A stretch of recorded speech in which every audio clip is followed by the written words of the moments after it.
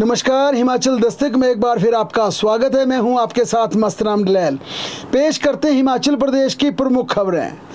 हिमाचल प्रदेश में सरकारी स्कूलों को सीबीएसई में बदलने का सपना फिलहाल साकार होता हुआ नजर आ रहा है। राज्य सरकार ने पहले चरण में हिमाचल प्रदेश के 100 सरकारी वरिष्ठ माध्यमिक विद्यालयों को सीबीएसई बोर्ड में संबद्धता प्रदान करने की मंजूरी दे दी है। यानी कि हिमाचल प्रदेश के 100 सरकारी स्कूल जो कि सीनियर सेकेंडरी स्कूल थे, अब उनमें सीबीएसई का सिलेबस पढ़ाया जाएगा, जिसमें बिलासपुर जिला के बिलासपुर स्कूल को, गुमारवी, हटवाड़, भराड़ी, तलाई, जुखाला स्कूलों को सीबीएसई का दर्जा दे दिया गया। चंबा जिला के किलाड़, चबाड़ी, सिहुंता, चंबा, तीसा और किलाड़, इन स्कूलों को सीबीएसई बना दिया गया। हमीरपुर जिला के सोहरी, भोरंज, खरवार, हमीरपुर, नदौन, गलोड़, बड़ा धनेटा, सुजानपुर, करोट, अमलेहड़ स्कूलों को अब सीनियर सेकेंडरी स्कूलों से सीबीएसई में, हालांकि ये सीनियर सेकेंडरी स्कूल है, इसमें सीबीएसई का सिलेबस पढ़ाया जाएगा। इसी प्रकार से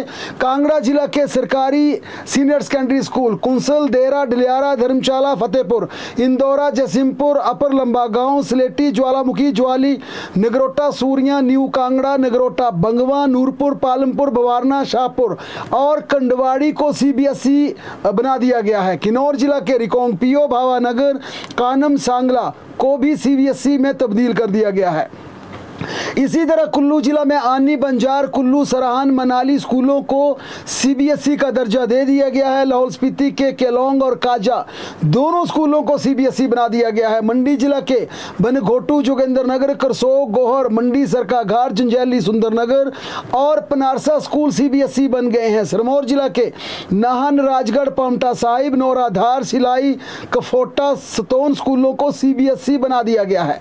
सोलन जिला के अर्की, कुनिहार, दाड़ला घाट, बद्दी, नालागढ़, धर्मपुर, सोलन, कंडाघाट और ममलिंग को अब सीबीएसई का दर्जा प्रदान कर दिया गया। इसी प्रकार से ऊना जिला के अंब, अम्बोटा, हरोली, बडेरा, दुल्हेड़, बंगाणा और ऊना का स्कूल अब सीबीएसई सिलेबस से जोड़ दिया गया है। शिमला जिला के नेरवा, सरस्वती नगर, जुब्बल, गुम्मा, बल्दियां, कोटी, रामपुर, रोहड़ू, पोर्टमोर, छोटा शिमला, लालपानी, सुन्नी, घनाटी और ठियोग के स्कूलों को सीबीएसई का दर्जा प्रदान कर दिया गया। आज बाकायदा राज्य सरकार ने इन 100 स्कूलों में सीबीएसई सिलेबस शुरू करने की नोटिफिकेशन जारी कर दी और इन्हें सीबीएसई की मंजूरी भी प्रदान कर दी। इसके चलते अब इन सभी स्कूलों में अगले शैक्षणिक सत्र से सीबीएसई का सिलेबस पढ़ाया जाएगा। हिमाचल प्रदेश के शिक्षकों पर राज्य सरकार ने एक और सख्त आदेश जारी किया है। आज जारी हुए आदेशों के अनुसार अब हिमाचल प्रदेश के सभी सरकारी स्कूलों में अटेंडेंस को लेकर टाइमलाइन फिक्स कर दी गई है। समर स्कूलों में सभी टीचर्स को और अन्य कर्मचारियों को अपनी अटेंडेंस सुबह 9:30 से पहले और विंटर क्लोजिंग स्कूलों में अपनी उपस्थिति मॉर्निंग के समय 10:30 बजे से पहले लगानी होगी। यानी कि जो उनकी अटेंडेंस लगती थी, अब 10:30 और 9:30 ये 2 स्लॉट फिक्स कर दिए हैं, इससे पहले अटेंडेंस लगानी होगी। आदेशों में साफ कहा गया है कि तय समय, यानी कि जो 9:30 और 10:30 का समय दिया गया है, इससे पहले अगर अटेंडेंस नहीं लगाई तो टीचर्स के खिलाफ कड़ी से कड़ी कार्रवाई की जाएगी। हालांकि कार्रवाई क्या होगी इसका चिट्ठी में उल्लेख नहीं किया गया, लेकिन वार्निंग जो शब्द है वो सख्त शब्द है। टीचर्स के लिए सख्त शब्द उस चिट्ठी में इस्तेमाल किए गए हैं कि उनके खिलाफ सख्त एक्शन लिया जाएगा। बीएस पोर्टल के माध्यम से अटेंडेंस लगाना मैंडेटरी सरकार ने पहले कर दिया था, लेकिन अब 9:30 और 10:30 बजे से पहले, यानी इससे पहले अटेंडेंस की कड़ी शर्त लगा दी है और इससे बाद, यानी इस तय समय के बाद अटेंडेंस लगाने वालों के खिलाफ कड़ी कार्रवाई की जाएगी। ये भी सख्त लिहाजों में, उस सख्त लिहाज में उसमें चिट्ठी में लिखा गया है। प्री प्राइमरी प्रशिक्षकों की भर्ती नियमों में हिमाचल प्रदेश सरकार ने केंद्र से छूट मांगी है। दिल्ली में महत्वपूर्ण बैठक हुई और इस बैठक में 1 साल के एनटीटी डिप्लोमा वालों को भी भर्ती में शामिल करने का प्रस्ताव राज्य सरकार की तरफ से दिया गया। नियुक्ति के बाद 1 साल का विशेष ब्रिज कोर्स करवाने का हवाला देते हुए ये डिमांड समग्र शिक्षा अभियान के राज्य परियोजना अधिकारी निदेशक राजेश शर्मा ने दिल्ली में आयोजित केंद्रीय शिक्षा मंत्रालय व एनसीईआरटी के के पदाधिकारियों के साथ हुई बैठक में ये मुद्दा उठाया। उन्होंने बैठक में कहा कि हिमाचल प्रदेश में अधिकतर एनटीटी डिप्लोमा धारक ऐसे हैं जिनके पास महज 1 साल का डिप्लोमा है, जबकि भर्ती नियमों के लिए 2 साल का डिप्लोमा मैंडेटरी किया। इस कारण हिमाचल प्रदेश के अधिकतर कैंडिडेट भर्ती के लिए एलिजिबल नहीं हो पा रहे। उनका कहना है यही वजह है कि हिमाचल प्रदेश में पिछले लंबे समय से भर्ती नहीं हो पा रही है। लिहाजा उन्होंने कहा कि केंद्र सरकार हिमाचल प्रदेश की भौगोलिक परिस्थितियों को वहां पर ऐसे वहां पर संस्थान नहीं थे जिनमें 2 साल का डिप्लोमा करवाया जा सके। इस कारण हिमाचल प्रदेश को राहत प्रदान की जाए, ये प्रपोजल राज्य की तरफ से आज केंद्र में दिया गया। हालांकि पहले भी कई दौर की चिट्ठियां लिखी गई हैं, केंद्र ने चिट्ठियां नहीं मानी। अब चूंकि ये बैठक में परियोजना डायरेक्टर ने यह मुद्दा उठाया तो देखने वाली बात होगी क्या इस बार केंद्र मान जाता है या हिमाचल प्रदेश में एनटीटी की भर्ती यथावत लटकी रहेगी। प्रदेश सरकार नशे की रोकथाम के लिए चलाए जा रहे अभियान को एक और सशक्त बनाने के लिए एंटी चिट्टा वॉलंटियर योजना आरंभ करने जा रही है। हालांकि इसकी घोषणा मुख्यमंत्री ने की थी, उन्होंने बाकायदा सरकाघाट में इसकी अनाउंसमेंट की थी। इस योजना के अंतर्गत 1000 एंटी चिट्टा वॉलंटियर तैनात किए जाएंगे। ये वॉलंटियर्स समाज और युवाओं को चिट्टा और अन्य नशीले पदार्थों के दुष्प्रभावों के बारे में जागरूक करेंगे। संदिग्ध गतिविधियों, हॉटस्पॉट और अपराधियों की गुप्त रूप से जानकारी पुलिस को देंगे। स्कूलों, कॉलेज व सामुदायिक में जागरूकता कार्यक्रमों में सक्रिय भागीदारी निभाएंगे। इसके अलावा ये वॉलंटियर रैलियों, नुक्कड़ नाटकों, सोशल मीडिया और जागरूकता अभियानों में सहयोग करेंगे तथा प्रभावित व्यक्तियों को परामर्श एवं पुनर्वास केंद्रों से जोड़ने में सहायक सिद्ध होंगे। हिमाचल प्रदेश सरकार ने राज्य चयन आयोग की भर्ती नियमों में बड़ा बदलाव किया है। आयोग नियम 2024 में संशोधन कर परीक्षकों को ज्यादा पारदर्शी और तकनीक आधारित बनाने का फैसला लिया गया है। कार्मिक विभाग की ओर से राजपत्र में इस बाबत नोटिफिकेशन जारी कर दी है। अब राज्य चयन आयोग के तहत होने वाली सभी परीक्षाएं सीसीटीवी की निगरानी में आयोजित की जाएंगी। परीक्षा में गड़बड़ी, हैकिंग या ब्लूटूथ इस्तेमाल करने पर कैंडिडेट पर एग्जाम देने पर आजीवन प्रतिबंध लग जाएगा। यानी कि कोई कैंडिडेट अगर नकल करता हुआ पकड़ा जाता, ब्लूटूथ का प्रयोग करता है, तो वह आजीवन किसी भी परीक्षा में, राज्य चयन आयोग की परीक्षा में बैठने के लिए एलिजिबल नहीं होगा। ये बाकायदा राज्य सरकार के कार्मिक विभाग ने आदेश जारी किए हैं। इसके अलावा प्रश्न पत्र और उत्तर पुस्तिकाएं स्ट्रॉन्ग रूम में डबल लॉकर और 24 घंटे की निगरानी रहेगी। रिकॉर्ड कम से कम 1 वर्ष तक सुरक्षित रखा जाएगा। सम्मान योग्यता वाले पद क्लब किए जाएंगे। नियमित और जॉब ट्रेनी पद हालांकि अलग अलग रहेंगे। एडमिट कार्ड अब QR कोड और बार कोड वाले होंगे। आवेदन की न्यूनतम अवधि अब 21 दिन तय कर दी गई है। परीक्षा में शामिल सभी अधिकारियों और पेपर सेटर्स को नो रिलेशन सर्टिफिकेट भी देना होगा कि उनके साथ जो परीक्षा में बैठ रहा है उनके साथ किसी प्रकार का कोई उनके साथ संबंध नहीं है। इसका नो रिलेशनशिप का सर्टिफिकेट भी देना होगा। कम उम्मीदवार होने पर परीक्षा OMR सीट पर आयोजित की जाएगी। अधिसूचना के मुताबिक हिमाचल प्रदेश राज्य चयन आयोग हमीरपुर का नाम सिर्फ और सिर्फ हिमाचल प्रदेश राज्य चयन आयोग होगा। इसमें हमीरपुर शब्द को हटा दिया गया है। आज शिमला में हिमाचल प्रदेश पेंशनर संयुक्त संघर्ष समिति द्वारा बैठक आयोजित की गई, जिसकी अध्यक्षता संयोजक मदन लाल शर्मा ने की। इस बैठक में विशेष रूप से आगामी 17 अक्टूबर को जिला स्तरीय विरोध प्रदर्शन पर विस्तृत चर्चा उपरांत रूपरेखा निर्धारित की गई। बैठक में यह भी निर्णय लिया गया, जन जागरण अभियान के तहत सभी पेंशनर्स को जागरूक किया जाएगा। गौरतलब है कि अभी तक 1 जनवरी 2016 से 31 जनवरी 2022 के मध्य रिटायर्ड हुए पेंशनर को सभी प्रकार के वित्तीय लाभ नहीं दिए गए हैं, जिसमें कम्युनिटेशन है, लीव इनकैशमेंट है, ग्रेचुटी और 13% DA तथा 111 माह का एरियर की अदायगी उनकी बाकी है।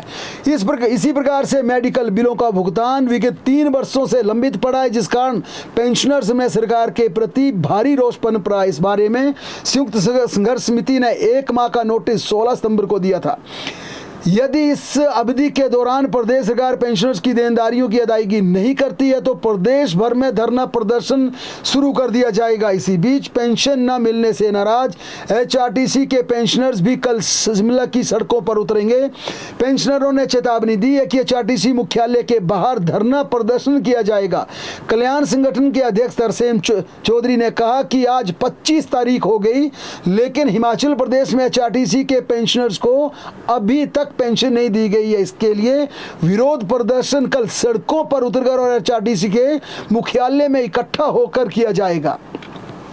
लेकिन हिमाचल प्रदेश में हॉर्टिकल्चर सोसाइटी के कर्मचारियों के लिए अच्छी खबर ये है कि लंबे समय से यहाँ पर सरकार की उपेक्षा झेल रहे, अपना शोषण झेल रहे इन कर्मचारियों के लिए हिमाचल प्रदेश हाई कोर्ट ने कल एक अच्छा फैसला सुनाया है।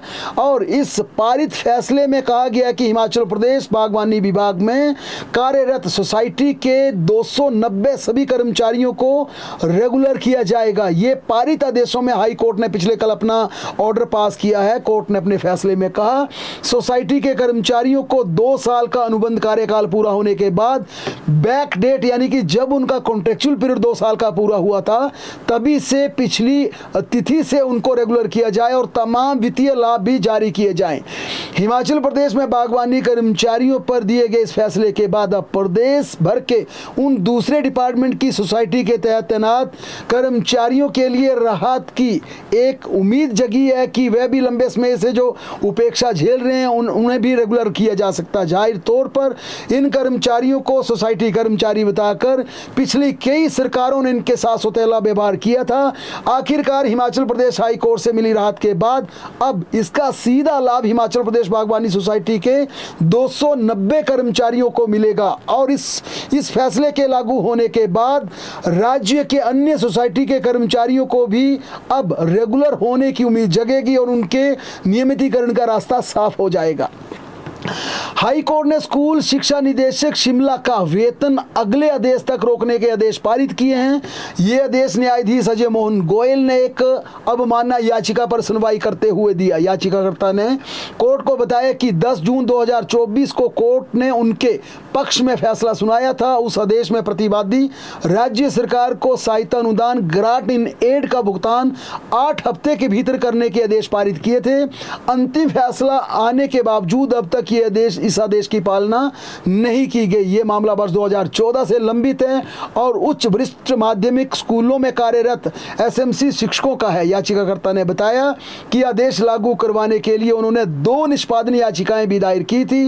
इसके बावजूद राज्य सरकार और संबंधित विभाग ने आदेश को लागू करने में टाल मटोल किया। इसके चलते अब डायरेक्टर एजुकेशन का आगामी आदेशों तक वेतन रोकने के आदेश जारी किया है ताकि कम से कम अफसरों को पता चल जाए कि जब वेतन नहीं मिलता तो पीड़ा क्या होती है, क्योंकि हमेशा नुकसान निचले कर्मचारियों को झेलना पड़ता है। यही वजह है कि अभी हिमाचल प्रदेश हाई कोर्ट अब व्यवस्था को जगाने का प्रयास कर रहा है और कभी अफसरों की गाड़ियों को अटैच किया जा रहा है, कभी वेतन बंद किया जा रहा है।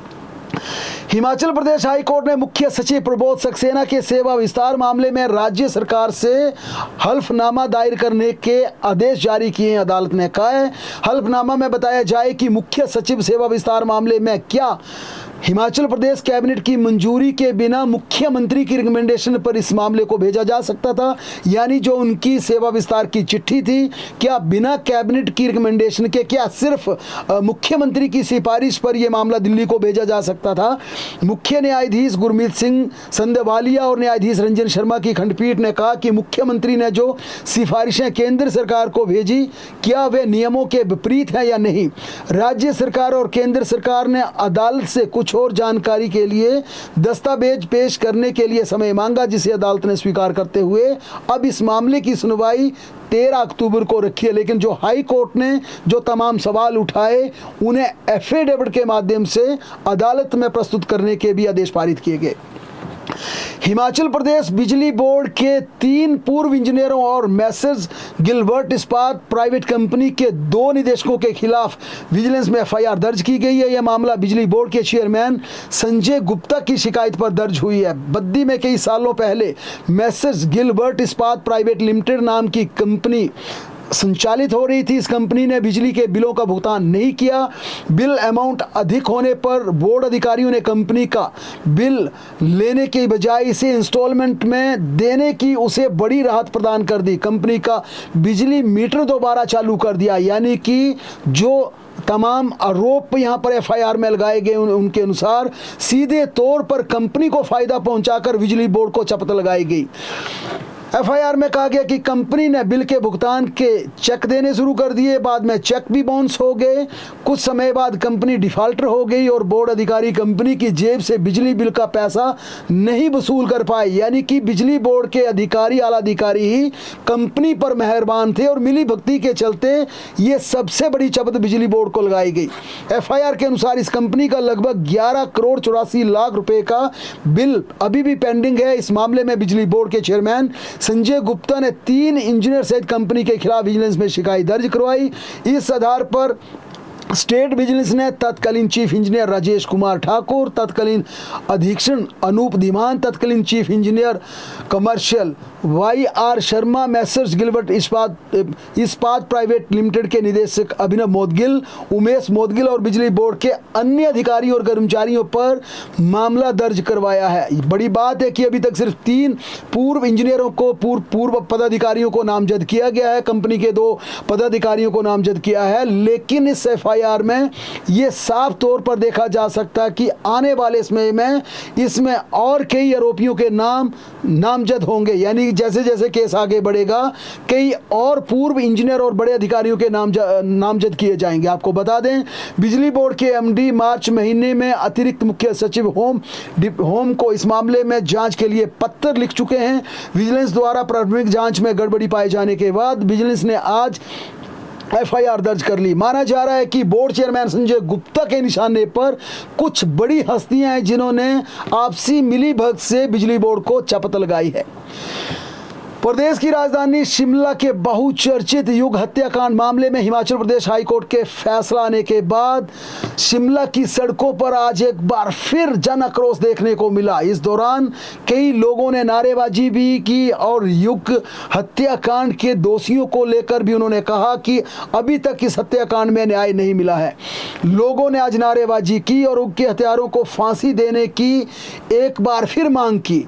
हाईकोर्ट की डबल बेंच ने बीते कल ही 4 साल के मासूम युग के 3 दोषियों को फांसी की सजा सुनाने का फैसला सुनाया था। हाईकोर्ट ने सबूतों के अभाव में एक आरोपी को बरी किया था, जबकि 2 की अन्य की फांसी को सजा में उनकी फांसी को उम्र कैद में तब्दील कर दिया और अपने फैसले में कहा था कि अंतिम सांस तक जेल में रहेंगे। लेकिन इस फैसले के बाद उनके परिजन और बाकी शिमला के लोग सड़कों पर उतर आए और मंगलवार को डीसी कार्यालय से लेकर शेरे पंजाब तक मार्च निकाला गया।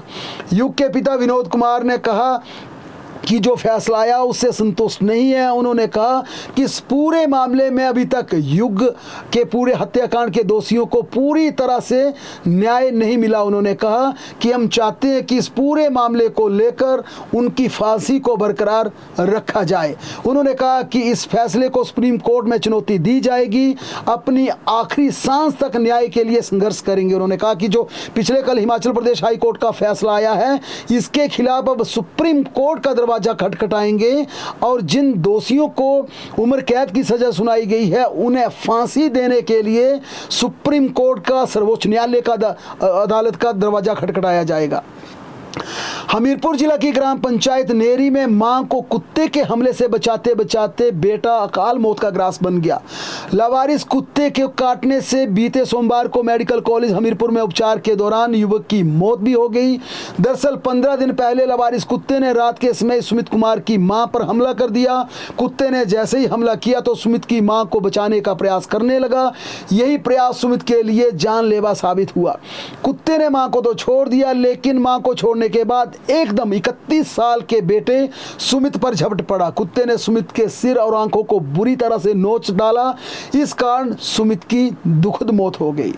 ऊना जिला के एसडीएम विश्व मोहन देव चौहान द्वारा एक युवती के दुराचार मामले को लेकर हिमाचल प्रदेश महिला आयोग ने कड़ा संज्ञान लिया है।